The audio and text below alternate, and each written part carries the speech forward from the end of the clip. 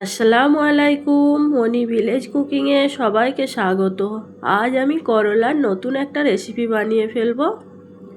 তো চলো আমি গাছ থেকে 4টা একদম টাটকা তাজা করলা তুলে নিয়ে চলে আসছি।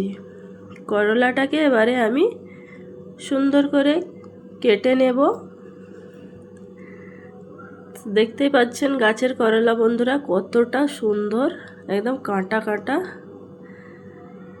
তো আমি এইভাবে 4 খাদি করে নেব। তো ঠিক এইভাবে আমি চেড়ে নিয়েছি, 4 খাদি করে নিয়েছি। এবারে আমার সবটুকু হয়ে গেছে, আমি সুন্দর করে বেসিনের মধ্যে ধুয়ে নিলাম।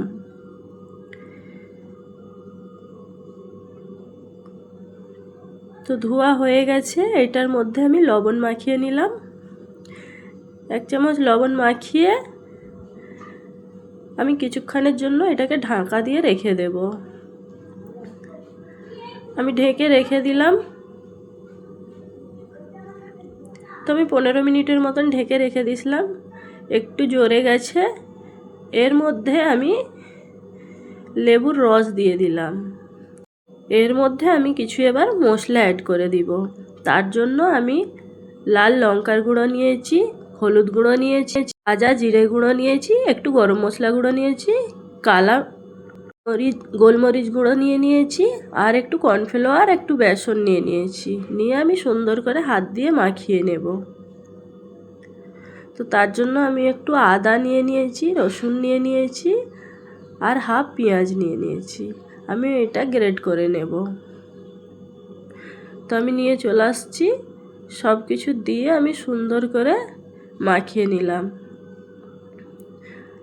তো আমি মাখিয়ে রেখে দিলাম।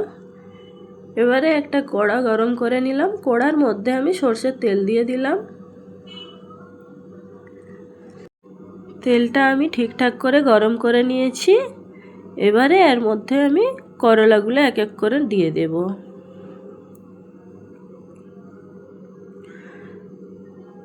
তো আমি ঠিক এইভাবে দিয়ে দিলাম। দিয়ে আমি একটু খুন্তির সাহায্যে ঠিক করে দিলাম। তো এইভাবে আমি লাল লাল করে ফ্রাই করে নেব।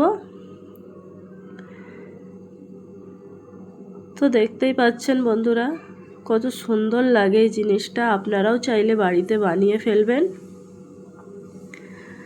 আর কেমন লেগেছে আপনারাও আমাকে কমেন্টস করবেন। তো আমার হয়ে গেছে, এবারে আমি উঠিয়ে নেব। একটা প্লেটের মধ্যে আমি উঠিয়ে নিলাম। আবারও ওই তেলের মধ্যে আমি দিয়ে দিচ্ছি।